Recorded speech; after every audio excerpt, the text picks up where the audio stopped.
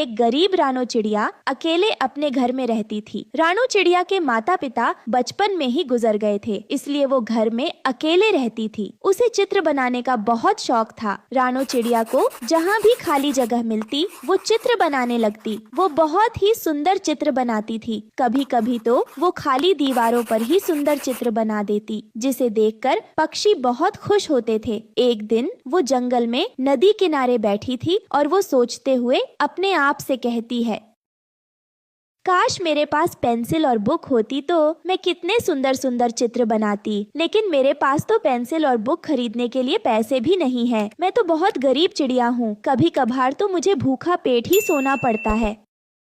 ये कहकर उदास रानो चिड़िया जमीन पर पड़ी लकड़ी से एक आम का चित्र बना रही थी। तभी वहाँ पर एक बूढ़े बाबा आते हैं और रानो चिड़िया से कहते हैं, बेटा, मुझे बहुत प्यास लग रही है। मैं उड़ता उड़ता बहुत थक गया हूँ। अगर तुम्हें कोई परेशानी ना हो तो तुम मुझे पानी लाकर पिला सकती हो। हाँ बाबा, आप परेशान ना हो, मैं अभी आपके लिए नदी से पानी ले आती हूँ। ये कहकर रानो चिड़िया नदी से पानी लेने चली जाती है। थोड़ी देर बाद वो बूढ़े बाबा के लिए पानी ले आती है और उन्हें पानी पिला देती है। बहुत बहुत शुक्रिया बेटा तुम्हारा। तुम एक बहुत अच्छी और नेक दिल चिड़िया मालूम पड़ती हो। तुम यहाँ अकेले इस जंगल में क्या कर रही थी? तभी बूढ़े बाबा की नजर रानो चिड़िया के बनाए हुए आम के चित्र पर पड़ती है। वो उस चित्र को देखकर रानो चिड़िया से कहता है, अरे वाह बेटा, ये आम का चित्र तो बहुत ही अद्भुत है। तुम्हारी चित्रकला तो बहुत अच्छी है। ये आम का चित्र एकदम असली आम जैसा लग रहा है। आपका बहुत बहुत शुक्रिया बाबा जी, जो आपने मेरी चित्रकला की तारीफ करी। अरे बेटा, वैसे तुमसे एक बात पूछूं? तुम ये चित्र पेंसिल से कॉपी पर क्यों नहीं बनाती हो? कॉपी पर चित्र बनाने से तुम्हारे चित्र तुम्हारे पास हिफाजत से रहेंगे, वरना इस तरह जमीनों पर चित्र तो बारिश और हवा की वजह से 2 मिनट में खराब हो जाते हैं। फिर रानो चिड़िया उस बूढ़े पक्षी को अपनी आप बीती सुनाती है। बाबा जी, मैं बहुत गरीब हूँ। बचपन में मेरे माता पिताजी के गुजर जाने के बाद मेरी सारी इच्छाएं अधूरी रह गईं। और तो और नोटबुक पेंसिल खरीदने के लिए पैसे भी नहीं है मेरे पास। इसलिए जब भी मेरा मन करता है मैं खाली जमीन और दीवारों पर चित्र बना देती हूँ। रानो चिड़िया की ये सब बातें सुनकर बूढ़ा पक्षी भावुक हो जाता है। वो रानो चिड़िया से कहता है, बेटा तुम परेशान मत हो। सुनो बेटा, मैं तुम्हें एक पेंसिल देता हूँ। यह कोई मामूली पेंसिल नहीं, बल्कि ये एक जादुई पेंसिल है। तुम इस पेंसिल से जो चित्र बनाओगी वो चित्र असली में परिवर्तित हो जाएगा। और हाँ बेटा, एक बात ध्यान से सुनो, तुम इस पेंसिल को अपने स्वार्थ के लिए उपयोग मत करना, वरना ये पेंसिल जलकर भस्म हो जाएगी। तुम इस पेंसिल से केवल दूसरों की मदद करना और उनकी परेशानियों को दूर करना। ठीक है बाबा जी, मैं समझ गई। आप परेशान मत हो, जैसा आपने कहा मैं वैसा ही करूंगी। ये सुनकर वो बूढ़ा वहाँ से चला जाता है। फिर रानो चिड़िया उस जादुई पेंसिल से जमीन पर एक चित्र बनाने लगती है। कुछ ही मिनटों में वो चित्र बाहर निकल आता है। अरे वाह, ये तो चमत्कार हो गया। ये तो सच में जादुई पेंसिल है। अब मैं चित्र बनाकर जंगल में रहने वाले पक्षियों की मदद करूंगी।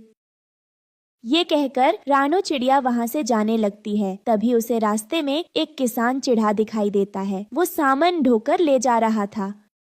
अरे किसान काका रुकिए, ऐसे आप बोरे को उठाकर मत ले जाओ। रुको, मैं तुम्हें एक बैलगाड़ी बनाकर देती हूँ। फिर रानो चिड़िया बैलगाड़ी का चित्र बनाती है। लो, बन गई आपकी बैलगाड़ी। आज से आप रोजाना अपना सारा सामान इसी में ढोना। बहुत बहुत शुक्रिया रानो बेटा। फिर इस तरह रानो चिड़िया जंगल में रहने वाले सभी पक्षियों की मदद करती है। सब कुछ ठीक चल रहा था, पर अचानक एक दिन जंगल में तेज बारिश शुरू हो जाती है, जिसकी वजह से सब पक्षियों के घर बारिश के पानी में बह जाते हैं। अब सब पक्षी बेघर हो जाते हैं और भूख से तड़पने लगते हैं। उन सब पक्षियों को इस तरह परेशान देखकर रानो चिड़िया को बहुत बुरा लगता है।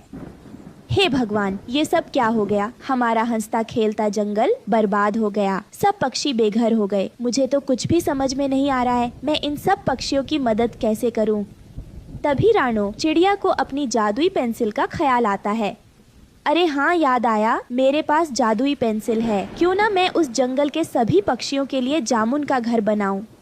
ये कहकर रानो चिड़िया उस जादुई पेंसिल से बहुत सारे जामुन के घर के चित्र बनाती है। कुछ ही मिनटों में वहाँ बहुत सारे जामुन के घर प्रकट हो जाते हैं।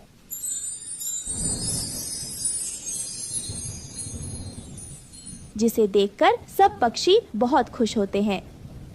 अरे वाह रानो चिड़िया, ये जामुन के घर तो बहुत सुंदर है। तुम्हारा बहुत बहुत शुक्रिया जो तुमने हमारी इतने बुरे वक्त में मदद की। हम सब पक्षी तुम्हारा ये एहसान कभी नहीं चुका पाएंगे।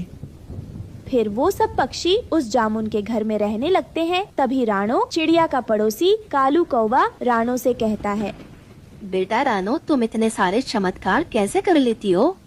कालू अंकल, वो सब चमत्कार इस जादुई पेंसिल का है। जो चाहिए उसका चित्र बना दो, तुरंत वो चीज चित्र से बाहर आ जाएगी।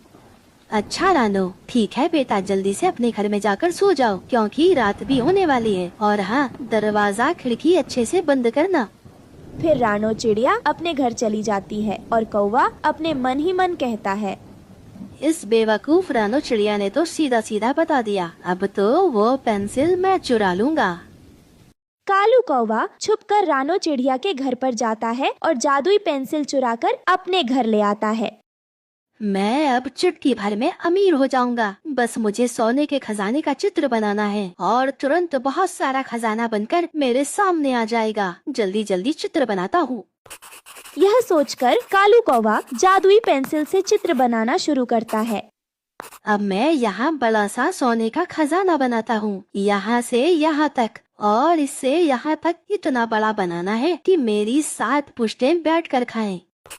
इस तरह कालू कौवा कुछ समय में बड़ा सा सोने के खजाने का चित्र बना लेता है। जैसे ही सोने के खजाने का चित्र पूरा बन जाता है, तुरंत जादुई पेंसिल में आग लग जाती है। वो जलने लगती है। उसके साथ साथ कालू कौवा का पंख भी जलने लगता है।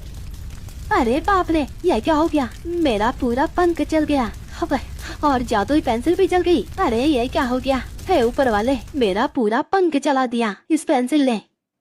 उसके चीखने की आवाज सुनकर रानो चिड़िया वहाँ पर आती है। ये सब आपके साथ इसलिए हुआ क्योंकि बाबा जी ने कहा था, अगर पेंसिल को निजी स्वार्थ के लिए उपयोग करोगे तो यही परिणाम मिलेगा। इसलिए आपको अपनी चोरी का फल प्राप्त हो चुका है। कालू कौवे को अपनी गलती की सजा मिल जाती है। फिर रानो चिड़िया अपने जामुन के घर में खुशी खुशी रहने लगती है।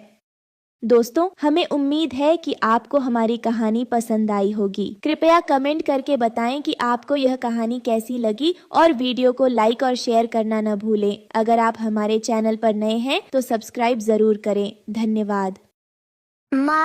माँ, मुझे बचाओ, मुझे सांप ने काट लिया। माँ, मुझे बचाओ, मेरे बहुत दर्द हो रहा है। माँ।